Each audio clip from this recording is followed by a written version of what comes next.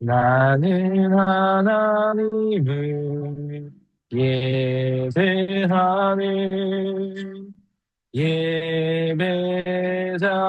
예배자입니다. 내가 서 있는 곳 어디서나 하나님을 예배합니다. 내 영혼 거룩한 은혜를 향하여 내 마음 완전한 하나님 향하여 이곳에서 바로 이 시간 하나님을 예배합니다. 하나님, 오늘도 예배 자리에 나와 주님을 예배합니다. 하나님의 온 마음과 뜻과 정성을 다해 이 시간 하나님 앞에 드리오니 하나님 이 예배를 받으시고 오늘 우리 가운데에는 하나님의 한량없는 은혜와 축복으로 함께하여 주시옵소서. 예수님의 이름으로 기도하였습니다. 아멘. 우리 사도신경으로 우리 신앙글 고백하겠습니다. 나는 전능하신 아버지 하나님 천지의 창조주를 믿습니다. 나는 그의 유일하신 아들 우리 주 예수 그리스도를 믿습니다. 그는 성령으로 잉태되어 동정녀 마리아에게서 나시고 본디오 빌라도에게 고난을 받아 십자가에 못 박혀 죽으시고 장사된 지 사흘 만에 죽은 자 가운데서 다시 살아나셨으며 하늘에 오르시어 전능하신 아버지 하나님 우편에 앉아 계시다가 거기로부터 살아있는 자와 죽은 자를 심판하러 오십니다. 나는 성령을 믿으며 거룩한 공교회와 성도의 교제와 죄를 용서받는 것과 몸의 부활과 영생을 믿습니다. 아멘. 아멘. 축복합니다. 주사님 축복합니다. 감사합니다. 참 좋으신 하나님 감사합니다. 오늘도 우리의 삶에 주인이 되어주시고 오늘도 주인된 하나님을 예배하는 자리로 저희들을 불러주셔서 감사합니다. 우리 주께서 우리를 불러주신 것이 참으로 은혜이며 그것이 우리에게는 한량없는 축복임을 이 시간 고백합니다. 하나님 우리 된 나의 나 된 것이 오로지 주님의 은혜다라고 고백했던 바울의 고백이 오늘 이 시간에 주님께 드리는 우리가 교회의 고백임을 이 시간 주님 앞에 인정하며 올려드립니다. 하나님, 이 시간에 우리 마음 가운데 연약함도 있고 부족함도 참 많습니다. 그러나 그 연약함과 부족함을 주님께서 그것을 통해서 우리를 업신여기는 분이 아니라 그 부족하기 때문에 우리를 품으시고 연약하기 때문에 우리를 하나님의 장중으로 불러주셔서 우리를 위로하시고 그 위로를 통해서 다시 회복시키시는 하나님의 크신 은혜에 이 시간 감사를 드립니다. 하나님, 이 시간 주님의 말씀을 듣고자 주님 앞에 나아갑니다. 우리의 연약함이 그 말씀을 통해서 다시 한번 회복되고 또 주님께서 주시는 풍성한 은혜로 말미암아 우리 삶의 주인 되신 하나님을 다시 한번 확인하며 주님께서 우리에게 주시는 그 귀한 말씀 붙들고 한 주간을 살아갈 때 그 말씀이 우리 가운데 능력이 되어 그 말씀에 살아있고 운동력 있는 귀한 말씀을 경험하는 한 주 되게 하여 주시옵소서. 하나님 이 시간에 주님의 크신 은혜로 우리를 덮어주셔서 그 은혜로 말미암아 다시 한번 새 힘을 얻고 주님께 나아가는 시간이기를 소망합니다. 이 예배를 통하여 하나님의 하나님됨을 드러내 주시고 하나님께서 우리 가운데 살아 역사하시는 분이심을 다시 한번 경험하는 귀한 시간 되게 하여 주옵소서. 오늘의 모든 예배를 주님 앞에 올려드립니다. 예수님의 이름으로 기도하였습니다. 아멘. 하나님 말씀 보겠습니다. 하나님 말씀은 사사기에서 보겠습니다. 사사기 6장입니다. 사사기 6장 1절부터 24절까지 말씀입니다. 교독해서 읽겠습니다. 이스라엘 자손이 또 여호와의 목전에 악을 행하였으므로 여호와께서 7년 동안 그들을 미디안 손에 넘겨주시니 미디안의 손이 이스라엘을 이긴지라.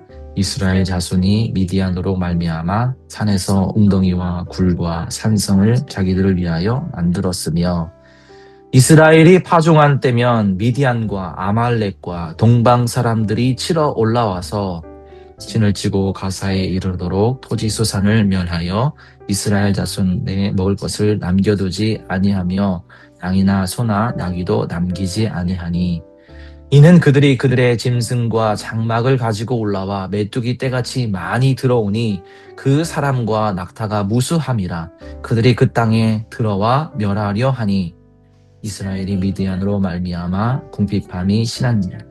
이에 이스라엘 자손이 여호와께 부르짖었더니 이스라엘 자손이 미디안으로 말미암아 여호와께 부르짖었으므로 여호와께서 이스라엘 자손에게 한 선지자를 보내시니 그가 그들에게 이르되 여호와께서 이같이 말씀하시기를 이스라엘의 하나님 내가 너희를 애굽에서 인도하여 내며 너희를 그 종 되었던 집에서 나오게 하여 애굽 사람의 손과 너희를 학대하는 모든 자의 손에서 너희를 건져내고 그들을 너희 앞에서 쫓아내고 그 땅을 너희에게 주었으며 내가 또 너희에게 이르기를 나는 너희의 하나님 여호와이니 너희가 거주하는 아모리 사람의 땅의 신들을 두려워하지 말라 하였으나 너희가 내 목소리를 듣지 아니하였으니라 하셨다 하니라.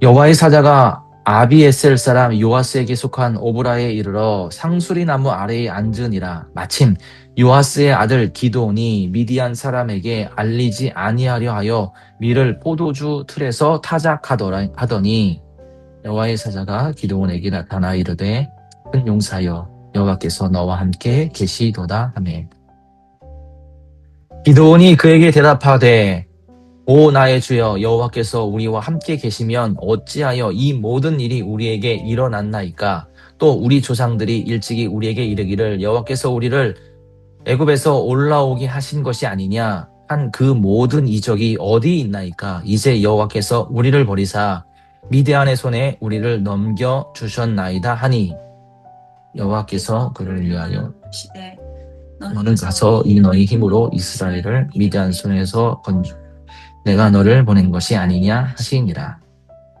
그러나 기드온이 그에게 대답하되 오 주여 내가 무엇으로 이스라엘을 구원하리이까 보소서 나의 집은 므낫세 중에 극히 약하고 나는 내 아버지 집에서 가장 작은 자니이다 하니 여호와께서 그에게 이르시되 내가 반드시 너와 함께 하리니 내가 미디안 사람 치기를 한 사람을 치듯 하리라 하시니라. 기드온이 그에게 대답하되 만일 내가 주께 은혜를 얻었사오면 나와 함께 하시니가 주 되시는 표징을 내게 보이소서. 내가 예물을 가지고 다시 주께로 와서 그것을 주 앞에 드리기까지 이곳을 떠나지 마시기를 원하나이다 하니 그가 이르되 내가 너 돌아올 때까지 머무르리라 하니라.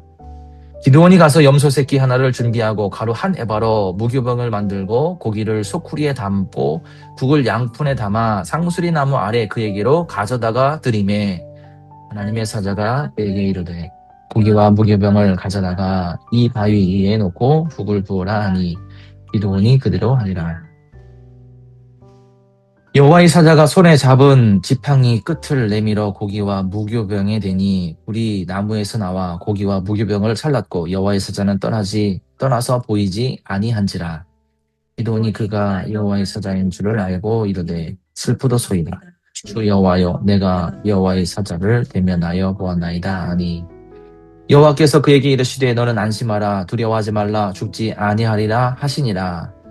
기드온이 여호와를 위하여 거기서 제단을 쌓고 그것을 여호와 샬롬이라 하였더라. 그것이 오늘까지 아비에셀 사람에게 속한 오브라에 있더라. 아멘. 네, 오늘 말씀 익숙한 단어가 나오죠. 여호와 샬롬. 우리가 이제 샬롬이라는 단어를 참 많이 사용하는데 특별히 성경에서 여호와의 그 평강, 하나님의 평강, 여호와 샬롬이라는 단어가 이 사사기에 등장을 합니다. 불안해하는 기드온에게 하나님의 평강이 있을지어다 라고 하는 그런 의미로 하나님께서 이곳에 이 용어를 두셨는데 이 용어를 통해서 함께 인사하는 것이 정말 얼마나 큰 은혜고 축복이고 또 이거보다 큰 축복의 메시지가 없지 않나 그런 생각을 좀 해보게 됩니다. 제가 이제 메시지를 보낼 때에도 항상 샬롬이라는 단어를 먼저 사용하거든요. 그런 의미가 있습니다. 저에게는 하나님의 평강이 이 메시지를 받는 모든 분들에게 임하고 또 그 샬롬이라고 하는 한 단어를 통해서 우리 마음의 평안을 누리는 그런 삶이 되었으면 좋겠습니다. 라고 하는 그런 의미로 늘 제가 메시지를 보낼 때마다 항상 첫머리에 그 단어를 사용을 합니다. 오늘 이곳에 함께 드리는 모든 분들에게 하나님의 평강이 날마다 넘쳐나시기를 예수님의 이름으로 축복을 드립니다. 아멘. 오늘 말씀의 배경을 한마디로 표현한 부분이 있습니다. 그 부분은 6절 말씀인데요. 이 상황이 펼쳐지고 있는 배경, 그 배경을 설명하고 있는 아주 중요한 한 구절입니다. 6절 말씀 제가 읽어드립니다. 이스라엘이 미디안으로 말미암아 궁핍함이 심한지라. 미디안 사람들이 거기 말씀에 보면 메뚜기 때처럼 쳐들어와서 동방 사람도 오고 미디안 사람도 오고 그렇게 쳐들어와서 모든 것을 약탈해 갑니다. 지금 이제 가을철이잖아요. 이러면은 벼 곡식을 베고 또 열매도 거두고 감도 따고 이렇게 토지 소산을 다 수확하는 계절인데 요때쯤 되면 어김없이 얘네들이 찾아오는 거죠. 토지 소산을 다 뺐고 그리고 먹을 것을 빼앗고 가축을 남기지 않고 전부 다 빼앗아 갑니다. 그러면 어떨까요? 굉장히 이제 열심을 한 해 동안 다 에너지를 쏟아가면서 그 수확한 것을 기대하고 열심히 일을 했는데 그걸 모아둬서 다음 해까지 또 이렇게 지내야 되는 그런 토지 소산들이잖아요. 이것이 갑자기 약탈당했을 때 이들의 당장 먹고 살 것이 걱정되는, 그래서 그 걱정, 거기에다가 배고픔 이런 것들이 지금 만연해 있는 그런 상황을 표현하는 말씀이 6절 말씀입니다. 먹을 것이 없어서 걱정해 보신 순간이 있으신가요? 양 집사님 있으실 것 같고 먹을 것이 없어서 걱정을 해본 순간 도시에 살았던 도시녀들은 잘 모르실 수도 있겠지만 시골에 사시는 분들은 그런 일들이 예전에는 있었습니다. 보릿고개라고 또 얘기를 하잖아요. 그것처럼 굉장히 궁핍했던 그런 시절이 있죠. 배고픔은 마음의 궁핍함이 수반되는 경우가 참 많습니다. 그만큼 또 여유가 없어지잖아요. 배고프게 되면. 그런 말도 있죠. 누구를 만날 때에 밥을 먹이고 만나라 하잖아요. 배부르면 뭔가 좀 여유가 있고 좀 마음의 여유뿐만 아니라 너그러움도 거기서 또 이제 흘러나오게 되는데 배고프면 날카롭잖아요. 마음도 피폐해집니다. 이스라엘 백성에게 그들의 삶을 위협하는 미디안은 위기의 근원처럼 보였습니다. 그런데 보이는 환란은 미디안으로 인한 약탈과 궁핍이었지만 이스라엘 사람들의 진짜 위기는 다른 곳에 있었습니다. 그들은 외적인 어려움을 당하고 있죠. 그 궁핍함이라고 하는 한복판에서 고통당하고 있죠. 그런데 그 어려움을 당하고 있음에도 불구하고 진짜 문제는 7년 동안 하나님을 찾지 않았다라는 것입니다. 하나님을 찾지 않았어요. 어려움이 닥칠 때 그들은 다른 곳에서 해결책을 찾으려고 합니다.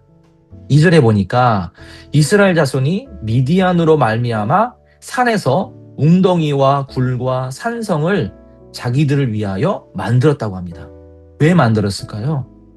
피하려고 하고 자기들 스스로 뭔가를 해보려고 이 미디안으로부터 피해서 좀 살아남으려고 하는 그러한 노력들이겠죠. 웅덩이를 만들고 굴을 파고 산성을 해서 방비를 해야겠다. 인간적인 노력을 의미합니다. 자기들을 위해서 자신의 방법으로 자신들의 길을 개척하는 그러한 모습을 봅니다. 어쩌면 우리의 모습과 똑같을까요? 우리도 어떤 큰 일들, 문제, 어려움을 만나면 우리 스스로 무엇인가를 할 수 있는 그것을 찾곤 하죠. 그런데 진짜 위기는 바로 거기에 있는 것입니다. 어려움 속에서도 하나님을 구하지 않는 모습. 힘든 상황에서 여전히 자신을 신뢰하고 그들의 얼굴을 주께로 향하지 않는 것이 이스라엘 백성의 진짜 위기였습니다. 여기서 좀 한 가지 좀 우리가 함께 좀 생각해 볼 것이 있어요. 뭐냐면 우리가 하나님을 구하는 것과 하나님께 구하는 것과 하나님을 구하는 것은 차이가 있습니다. 어떤 차이가 있을까요? 하나님께 구하는 것은요, 정말 그 구하는 대상이 뭡니까? 어떤 대상, 목적이 있는 거예요. 하나님께 구한다. 그러면 하나님 나 이게 필요해요. 하나님 나 이런 상황인데 이런 상황에서 이것을 주셔야 돼요. 하나님께 이런 것을 구하고 저것을 구하죠. 그런데 정말 하나님이 원하시는 게 뭘까요? 하나님께 구하는 것이 아니라 하나님을 구하는 것입니다. 하나님의 얼굴을 구하고 그분과의 친밀함을 위해서 그분과의 그 교제의 시간을 사모하여 그분께 나아가고, 이게 정말 하나님이 원하시는 모습이죠. 하나님을 구하는 기도, 또 하나님을 구하는 신앙이시기를 소망합니다. 미디안으로 인한 고통, 경제적 또는 관계에서 또는 내면의 어떤 깊은 디프레션으로 많은 어려움을 우리가 경험하곤 하죠. 그런데 보이는 어려움도 어려움이지만 우리를 둘러싼 진짜 위기는 그 위기 속에서 우리의 시선을 하나님께 고정하지 않는 것에 있다라고 하는 것을 기억하시면서 오늘 이 말씀 속에서 우리의 방향성을 정하시는 저와 여러분 되기를 소망합니다. 진짜 위기는 신앙의 나태함, 편안함으로 인해서 주님을 향한 간절한 마음을 빼앗기는 것, 즉 신앙의 궁핍에 있을 수 있습니다. 우리는 그 신실한 주님의 백성으로 온전히 성장하기 위해서 내적이거나 외적인 궁핍함에서 벗어나야 합니다. 위기 속에서 반전 있는 삶을 살아야 합니다. 오늘 말씀에 그 반전이 이루어집니다. 6절 말씀을 볼까요? 6절 말씀에 6절 제가 읽어드릴게요. 이스라엘이 미디안으로 말미암아 궁핍함이 심한지라 나오죠. 그 다음에 이에 여호와께 부르짖었더니, 지금 궁핍함이 심한 그 상황 속에서 그 상황에서 이전엔 그러지 않았다가 지금 이 순간에 그때 하나님께 부르짖었습니다. 좀 초보적인 단계죠, 아직까지는. 그런데 이 이해라고 하는 이 부사가 앞에 궁핍함이 심한지라와 하나님께 부르짖었더니라고 하는 전혀 다른 두 상황을 연결시켜 줍니다. 평상시에는요, 하나님을 잊고 살아가다가 어려움을 당하니까 그때에 하나님을 찾았다는 것이죠. 이거 얼마나 복된 일입니까? 이게 정말 복 있는 삶이에요. 어려움이 찾아왔습니다. 근데 그 어려움이 찾아왔더라, 그것으로 끝이 아니라 어려움이 찾아왔더라, 이에 하나님께 기도했더라. 어려움이 찾아왔더라, 이에 하나님 앞에 무릎 꿇고 나아갔더라. 그가 갑자기 어려움을 만나 마음에 큰 상심을 얻었더라, 이에 하나님의 얼굴을 구하였더라.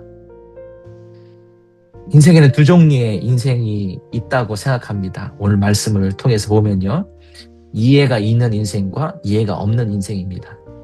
이해가 있는 인생은 고난을 통해서 어려움의 이유를 깨닫습니다. 그래서 그 고난은 오히려 하나님의 손길을 체험하는 축복으로 변하게 됩니다. 하지만 이해가 없는 인생은 이게 왜 나에게 왔는가? 왜 이게 나에게만 주어지는가? 아까 이 말씀에도 나오는데 하나님이 정말 우리를 버리셨는가? 라고 하는 이러한 결론에 이르는 사람들이죠.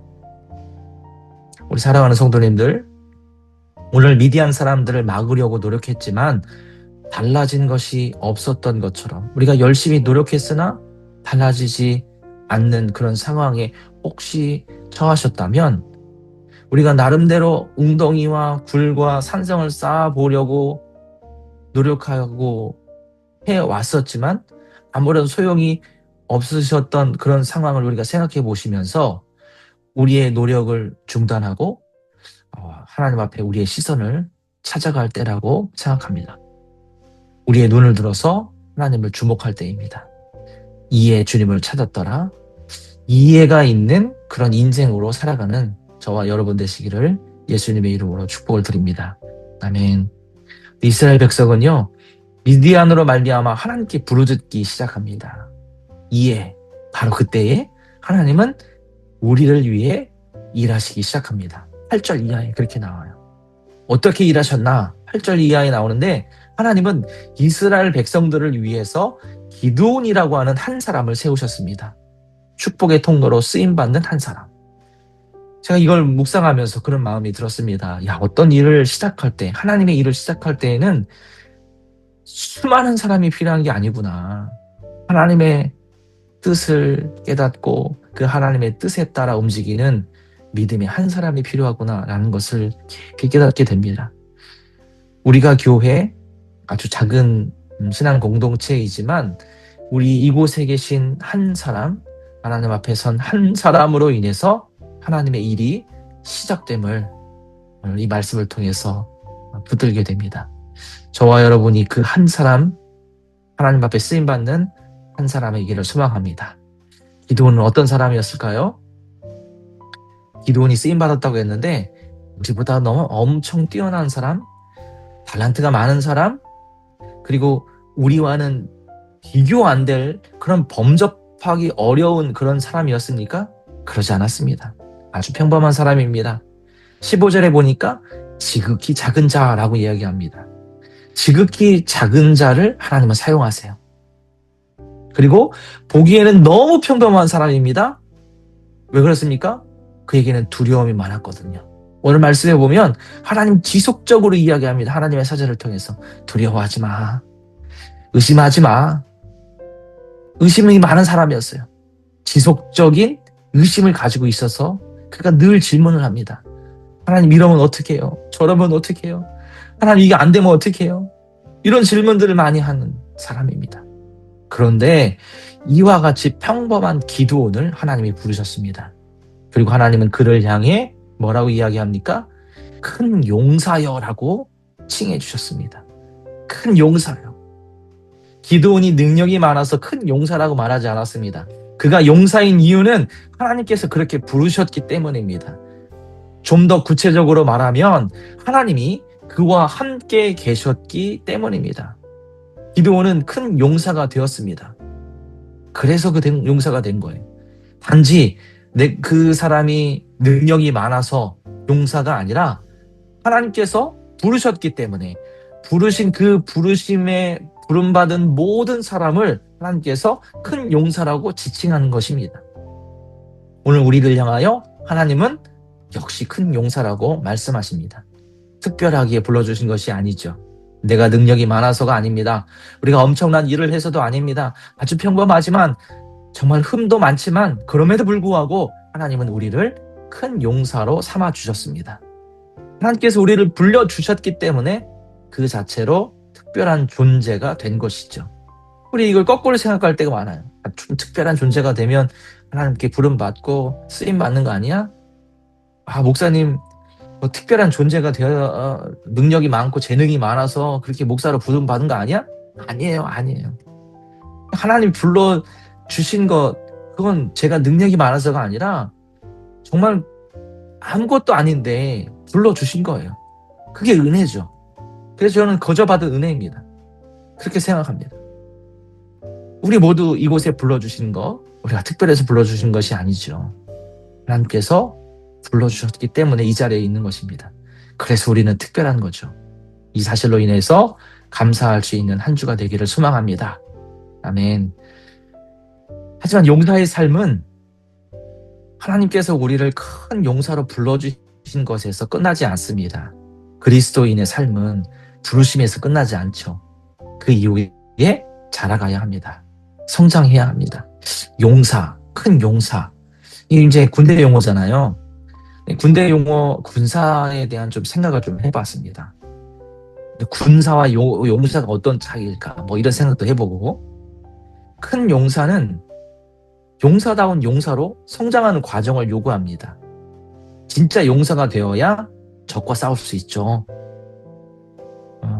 진짜 실력을 갖춘 용사가 되어야 적을 물리칠 수 있습니다. 자, 이러면 쯤 되면 군대 이야기를 하지 않을 수 없지요. 해서는 안 되는 이야기 두 가지가 있다고 합니다. 하나는 군대 얘기, 두 번째는 뭐죠? 네, 맞아요. 군대에서 축구한 이야기. 이거 하면 안 된다고 하는데, 제가 군대에서 축구한 이야기는 하지 않을게요. 지금 생각하면 참 비굴한 모습인 것 같아요. 왜 그랬을까? 예전에는 신병으로 있을 때에는 내가 자유롭게 지낼 공간이 그렇게 없었어요. 그래서 화장실 가서 초코파이, 화장실에 그 칸막이 한 칸, 거기가 유일한 나의 그 자유로운 공간이었거든요. 근데 그 자유로움도 때때로 오래가지 않습니다. 야, 김장의 밀병 부르면 그냥 바로 튀어나가야 되거든요. 그렇게 참 서글플 수가 없어요. 왜 그랬나 모르겠습니다. 그런데 신병으로 훈련소에 입소하잖아요. 입소한 지 얼마 되지 않아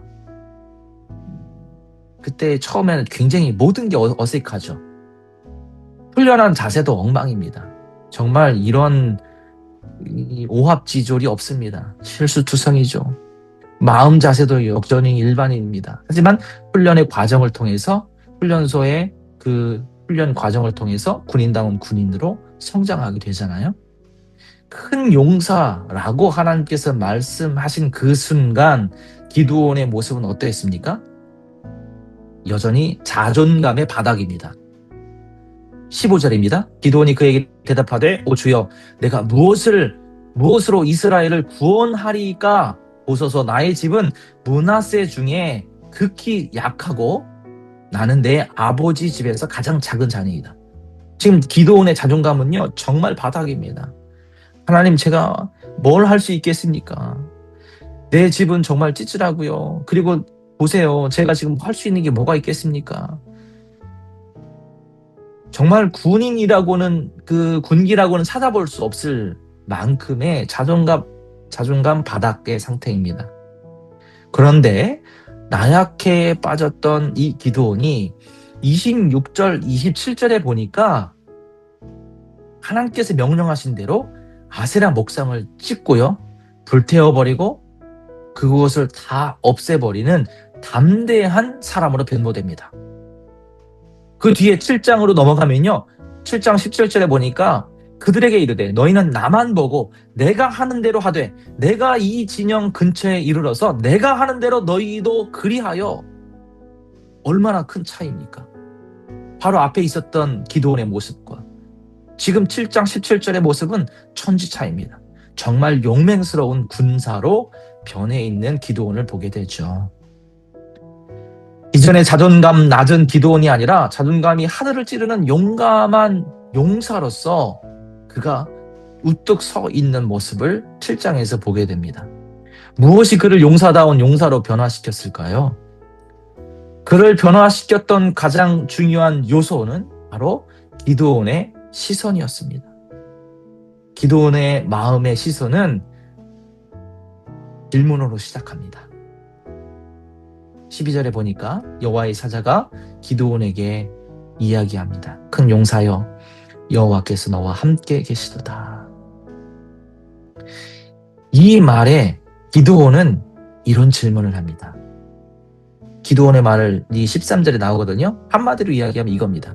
하나님이 함께 계시면 어찌하여 이 모든 일이 일어날까요?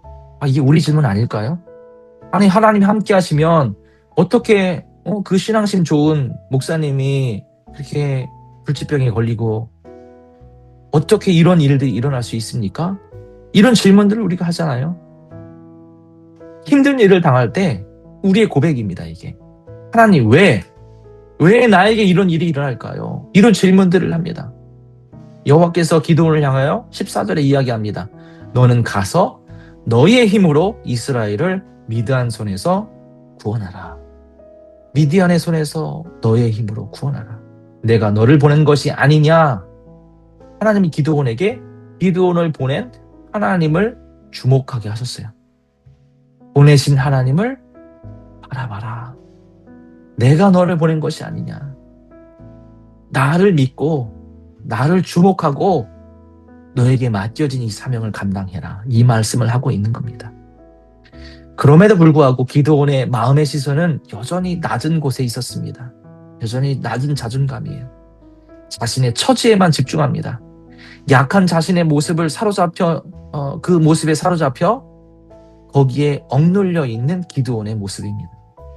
그런데 여호와께서 기드온에게 16절에서 다시 한번 말씀합니다. 내가 반드시 너와 함께 하리니. 하나님이 함께 하실 것을 거듭 확인하셨습니다. 함께 하시겠다라고 하는 하나님을 믿으라는 말씀이죠. 나약한 우리의 처지를 보지 말고 하나님을 신뢰하고 나와 함께 하시는 하나님을 주목해서 바라볼 것을 거듭 말씀하고 있는 것입니다. 자, 이쯤 되면 이제 하나님 말씀에 순종하고 따를만 하죠. 그런데 한 줄 더 뜹니다. 17절입니다. 뭐라고 이야기합니까? 하나님, 아직 부족해요. 표징을 좀 보여주세요. 어쩌면 정말 우리랑 똑같습니다. 기드온이 하나님께 확실히 믿을 수 있는 표징을 보여달라고 간구합니다. 여전히 그의 마음은 하나님을 전적으로 신뢰하지 못하는 상태입니다. 그럼에도 불구하고 하나님은 그의 간구의 표징을 보여주십니다. 하나님 이런 분이신 것 같아요. 우리가 정말 어린아이처럼 그렇게 간구하지만 하나님 우리를 정말 잘 아시고 우리에게 한량없는 은혜를 부어주시는, 우리의 그 간구가 정말 어린아이와 같은 간구임에도 불구하고 그 간구를 들어주시면서 응답해 주시는 하나님, 정말 멋진 하나님 아니세요? 우리가 믿는 하나님이 이런 하나님인 줄로 믿습니다. 자, 이 질문의 과정, 그리고 그 기드온이 점점 변해가는 그 과정, 그 체험의 과정을 거쳐서 기드온의 마음의 눈은 하나님께 드디어 고정되었습니다. 22절이에요. 22절 말씀 제가 읽어드릴게요. 기드온이 그가 하나님의 여호와의 사자인 줄을 알고 이르되 슬프도소이다. 주 여호와여, 내가 여호와의 사자를 대면하여 보았나이다. 드디어 이 모든 과정이 하나님께서 진행하고 계신 이 사실을 그가 깨닫게 됩니다. 이 과정은 그가 용사다운 용사가 되기 위해서 반드시 필요했던 과정이었던 것이죠. 우리의 자녀들은 이런 과정을 거쳐 성장해야 합니다. 질문 없이 어찌 큰 용사가 될 수 있을까요? 올바른 정체성 없이 어찌 큰 용사가 될 수 있습니까? 하나님에 대한 경험 없이 어찌 능력의 용사라고 말할 수 있을까요? 이런 과정을 거쳐서 기드온은 하나님을 주목하게 됩니다. 지금 바라보는 것, 그 시선이 중요합니다. 내가 어디를 보느냐에 따라서 인생의 길이 달라집니다.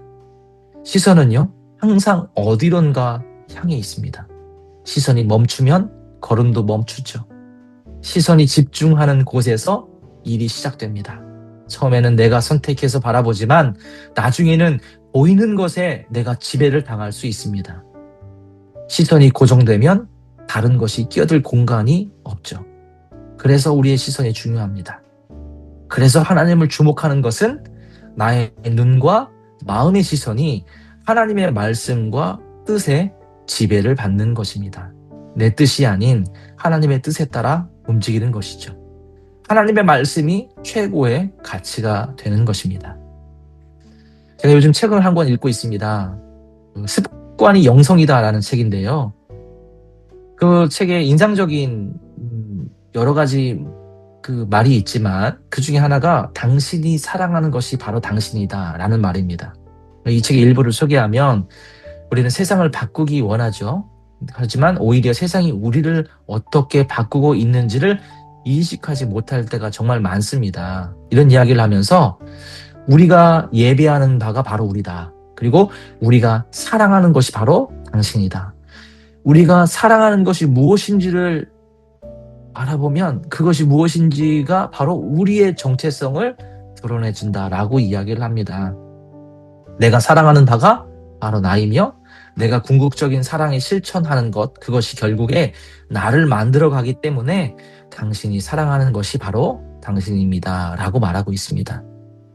누군가를 사랑하는 것은 나의 시선이 그를 주목한다는 말이기도 합니다.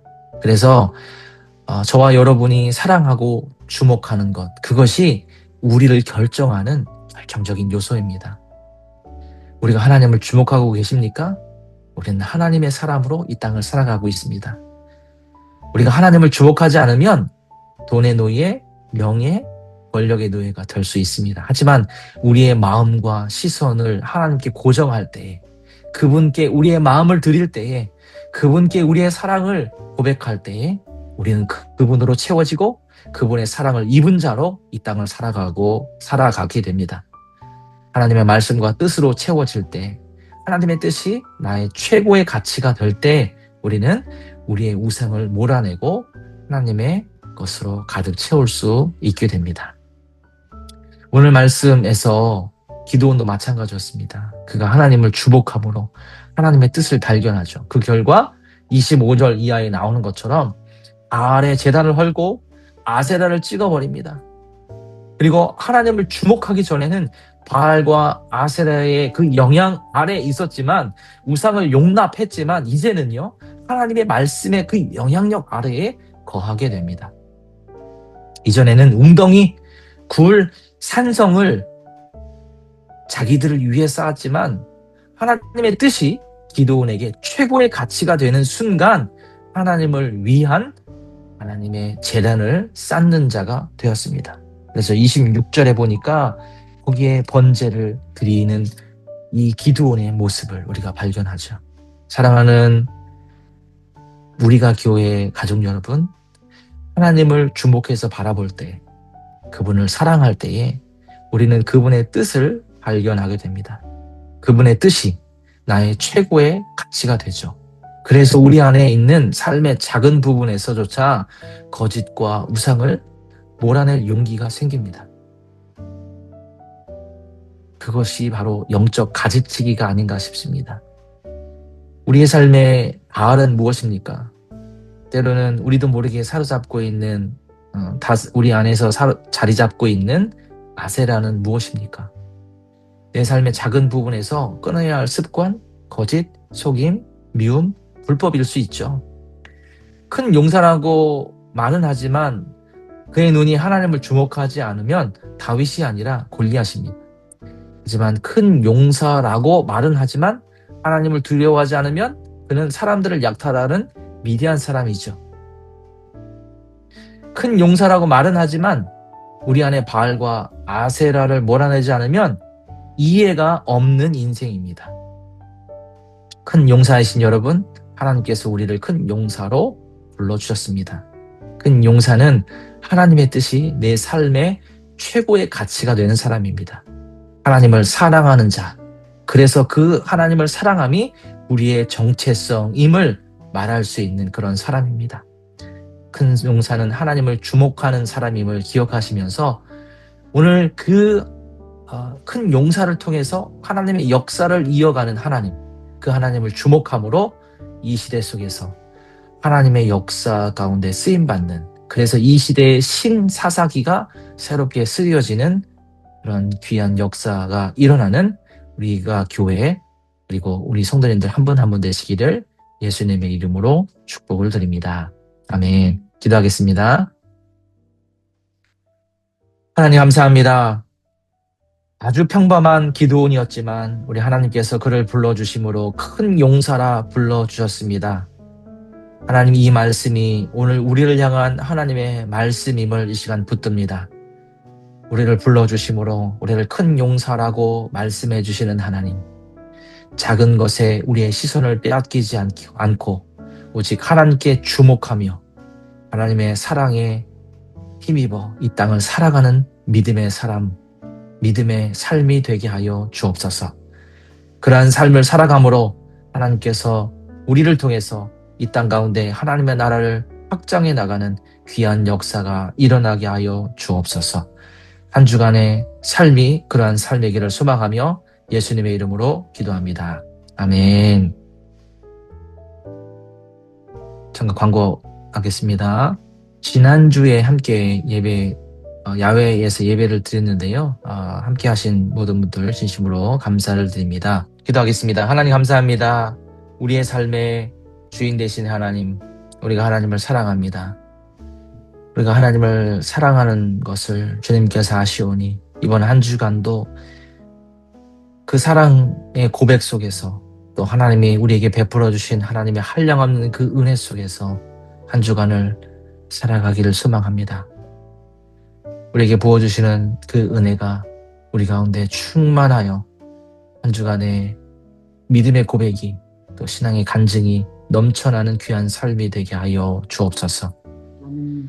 이제는 우리 주 예수 그리스도의 은혜와 하나님 아버지의 크고 놀라우신 사랑하심과 성령님의 교제하시고 교통하심이 기도원과 같이 큰 용사로 세상을 향해 나아가는 모든 성도님들 위해, 그들의 가정 위에, 자녀들과 가족 위에, 사업 위에 이제로부터 영원토록 함께 하시옵기를 간절히 축원하옵나이다. 아멘.